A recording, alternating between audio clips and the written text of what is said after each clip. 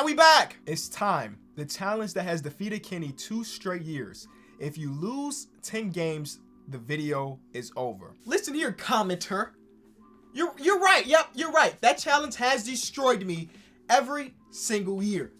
Not this year, though. 2K22, I am a different beast when it comes to the GM and skills, so I will win a championship without losing 10 games. If you don't know what it is, it's 10 regular season games. That makes sense? As soon as we get our 10th loss of the regular season, the video ends. My goal is to win a championship before then. I have to randomly select my team. While I'm doing it, let me tell you, I have built teams to go 73-9 before, but every time I try to do it like exclusively, I fail. I'm back at the 76ers. It's the team we are using, but if you did not know, it is a fantasy draft. So here we go with our set. Y'all know whenever I take over a team, it's our 76ers. What number pick? 9th pick, baby. We get one of the better players in the league. 9th pick. No untouchables. 9th pick. 73-9 and championship. Here we go. I hope. I mean, you don't really know. I think the last couple years when I've tackled this challenge, I thought I was putting together amazing teams. It just doesn't end that way. It's very weird. This what I have to say. I went back to watch those old "If I lose 10 games it's over" videos, and every single year I lose about right here in the beginning of March. Not today. Let's see who they drafted with the 9th overall pick. We have Joel Embiid. All right. We have Drew Holiday back in Philly. TJ Warren, Enes Kanter, Thaddeus Young back in Philly. Very interesting. Buddy Hield, Tim Hardaway Jr., Jay Crowder, Will Barton, Eric Bledsoe, Doug McDermott, Elfrid Payton, Aaron Baines. All right. There is no stone that I would leave unturned for this video. I will do every trade necessary. PJ Tucker didn't get a contract. Take that minimum then, PJ. Boban. Oh, I have 15 people. Oh yeah, I'm turning free agents to players. And I was too small in the. Whoa. let's go like right here. That works. This is not a team that was built for youth. So we don't have like any super young players that can be valuable. Our youngest player on our team is our best player on our team. So the 76ers drafted a team to try to compete today, and I ain't mad at it. Drew Holiday as the major trade piece because he has $32 million guaranteed. You throw that with what's our first round pick looking like? 1.5. All right, how do we get our star, our secondary star? I want it to be a guard.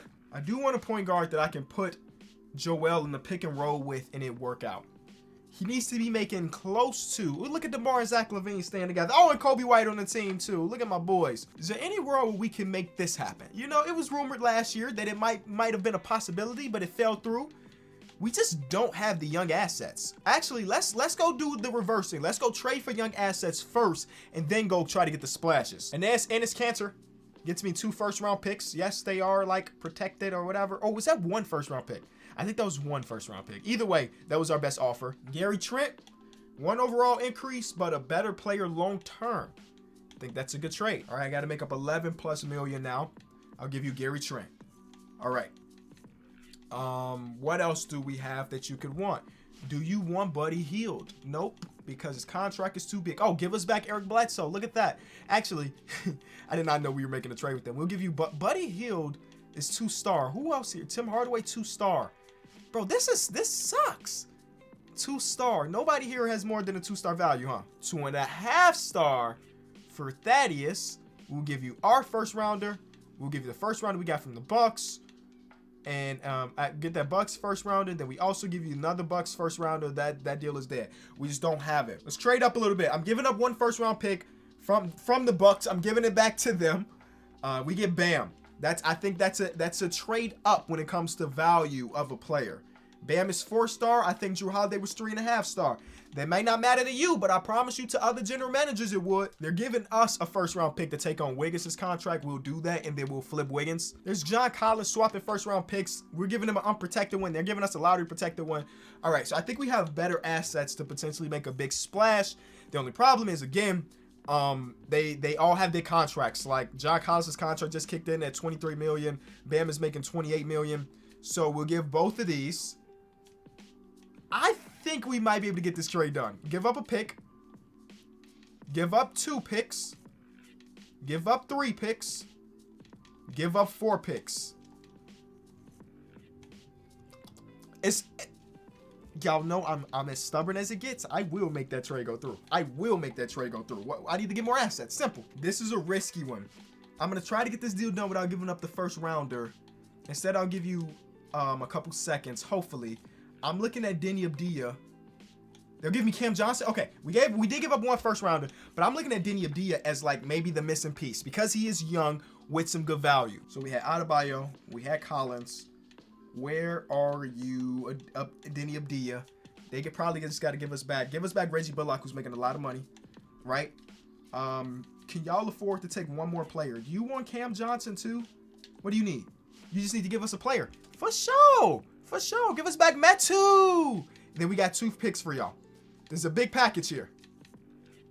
Bam, John Collins, Denny Abdia, Cam Johnson, 2 first-round picks, and we got James Harden. Woo! Hey, we paid a lot for him. We did pay a lot for him, but this pairing is going to win us at least 73 games if we got to put the right pieces around them, and that's going to come in due time. But we got our dynamic duo, and that's fire. They say if you love something, it'll continue to come back to you, and it looks like Jrue Holiday continues to come back to the 76ers. I mean, he's the perfect player to put alongside James Harden because he can hit his shots, and he's also an elite level defender. I mean, I don't think it gets much better than that. The only little gripe or reserve I have about this is the fact that he's making so much money, and that just means that like our top 3 players are all making close to max or max money, and it's a little bit frightening when you're trying to win 73 games because you do need depth.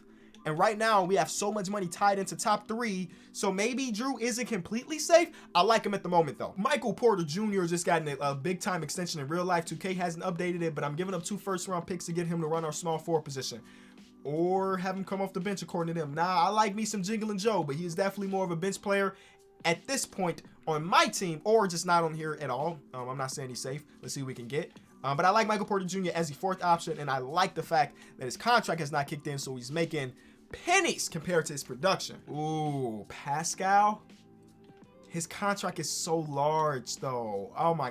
Our starting lineup would look elite. It would look elite. But we have so much. Pascal's contract is like a max, right? He's making like 30-something million.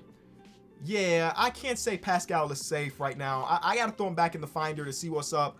Because that's a bit much, honestly. Good thing I did do this trade. Pascal's got a lot of value. 3.5-star value. We'll borrow 2.5-star and a first-round pick can get us Paul George and Thaddeus Young coming back for like the 3rd time.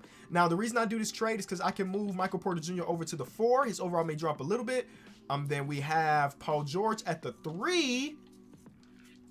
Hey, us winning 73 games feels like it's a possibility. Stop putting Michael Porter Jr. on the bench. He got that, all right? We got a nice little mixture of good offense and good defense. I'm digging it. Now, the bench needs not a lot of help, actually, but it does need help. We still got Monte Morris. We do have Thaddeus Johnson, who is not safe, but I like him a lot. But we got Reggie Bullock. Only problem is we don't have any more first-round picks, but that's where the free agency market comes into play. Oh, like I said, no stone unturned here. We're pushing the boundaries of what is NBA 2K22 because all of these players that I'm signing right now should be able to get us some picks. Maybe not all first-round picks, but if we could get a couple seconds for Boban, I'm taking that. Or if the Knicks want to give me a first, the reason they do that is because Boban's just one of the most likable players in the league, and the Knicks need a guy that just makes you smile on their roster. And you got that. There's another first-round pick for George Niang. Come on, dog. We have more assets to play around with. Is Smith good enough at 73 overall? The Knicks just likes giving us picks. Thank you. And they gave us Bobby. Bobby, are you the most valuable player in NBA 2K22? Eventually, you would hope that one day 2K will fix all these exploits, but until they do, oh, best believe, in a challenge like this, that like the commenter said, has kicked my butt for 2 years, I'm going to exploit the heck out at all of this. We turned a team that had 0 first-round picks to 4 just like that, and now we get to even increase our firepower to another level. Bobby coming into the team, and DeAndre Jordan, I guess, for 2 of our bigger contracts in one of the Knicks picks we got. Bobby comes off the bench and becomes a really good player for us. They continue to do the, hey, Michael Porter Jr. is coming off the bench thing, and I don't like that at all. Michael Porter Jr. is going to start for us. We have a backup point guard in Monte Morris, who we like. He's not completely safe, but we like him enough. Bobby, Tobias Harris, and Enes Kanter. I actually want to get a better backup center than Enes Kanter just because he just doesn't defend anything, and in 2K, it's even worse than what it is in real life. Believe it or not, I've seen it with my own eyes. It's bad. So I'll take Mitchell Robinson and Daniel Gafford. Sure. Why not? Those guys actually defend. Mikal Bridges coming into the team, the added depth. Like I said, bro, no stone unturned. I will make every trade possible to get this team to win the games. Because as soon as we don't win, or as soon as we underachieve, I'm going to be upset, man. Because at least I know I gave my all. Victor Oladipo coming into the team as well. Okay. Right now, our starting lineup is a 10-man. Drew Holiday, James Harden, Paul George, Michael Porter Jr., Joel Embiid, Thaddeus Young, Mikal Bridges, oh my God, Bobby, and Mitchell Robinson and Victor Oladipo. 73, right? We can do that. So they got Doc Rivers, who wants to run a grit and grind, but instead he's doing post-centric. Does grit and grind fit our team? It does. So let's activate your preferred system so we get the best out of that. And now that I'm even thinking about it even further, let's go to my staff and let's go ahead and get our coaching positions filled. I don't know how much it matters, but hey, if we can get a good shot doctor, deal. If we can get a good big man coach, deal. Who else? Post defense coach? Oh, we don't have money. I guess I overpaid some of those previous people. Whatever. Are we here? Are we ready? Are we ready, ladies and gentlemen? Starting the simulation.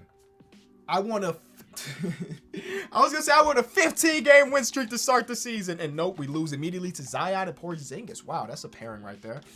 Okay, one loss already down. Not even 2 weeks into the season. I'm going to do that. Okay, not even 2 weeks into the season. We already got one loss. But there's a big... yes. Let's go, boys. I think that if we ever lose 2 games in a row, I got to make trades. You know what I'm saying?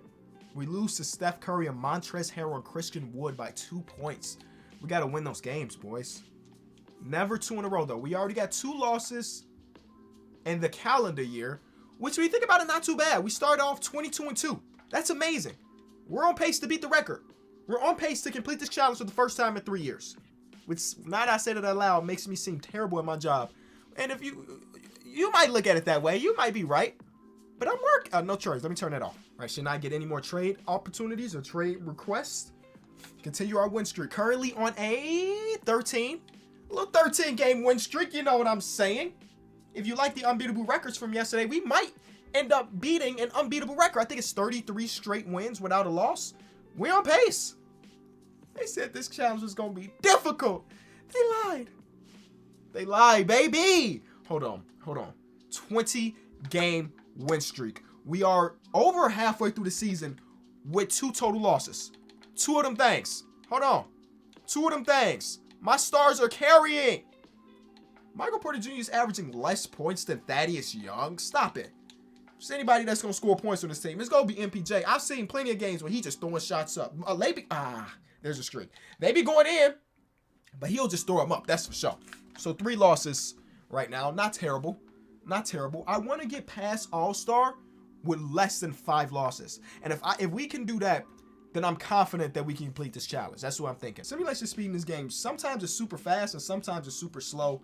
We get into the trade deadline and we lose one right after the trade deadline. 52-4. So we have 5 total losses to mess around with for the entire second half of the season, and that's a little bit scary. We cannot lose one of these last 2 games before the break. Thank you. Perfect. And now we have to win out until at least March 10th for me to feel confident, and we lose on March 7th. Come on, boy. Come on. We lost to Click Capella and Nas Reed with Joel. You're supposed to be one of the best defensive centers in the league, if not the best defensive center in the league, and you losing to a center that's not even known for his offense and then a backup? I'm disappointed. So, 4 losses. 4 losses to give with this much time left. Come on, boys. Last stretch. Last stretch. My reputation is on the line. I told people that this is the year that I take over as the rebuild, even though I'd already been doing this for like 6 years now. This is my year. This is my year. It's beaten. We've done it. We got 2 games left. We got 2 games left. Lose them. I don't care. Rest up. Okay, y'all bogus. James Harden wins MVP in Philly. Evan Mobley, Jonas Valanciunas, Giannis, Trae Young. Oh my God, 34. Doc Rivers, of course, with a 99 offense and defensive team. I can believe it because I be trying to do these things. But we weren't even necessarily close in previous years. We dominated it. Joel is third team. Our MVP is first team, of course. Defensively, nobody, but that's fine. Oh my God, now we just got to win out to win a championship. And we win. Okay, we lose a game in the playoffs. We lose 2 games. Oh my God. What happened? What did Kawhi? Oh, and Ben. Oh, Ben got his little revenge against Joel. Was trying to, at least. All right, 4 games away. And we did it. We lost more games than... Wait, 1, 2, 5, 6. We lost exactly the same amount of games in the postseason, in the regular season. James Harden was Finals MVP, put up a triple-double. And that's it, ladies and gentlemen. That's it, ladies and gentlemen. The video ends when we lose 10 games. And, well, we didn't.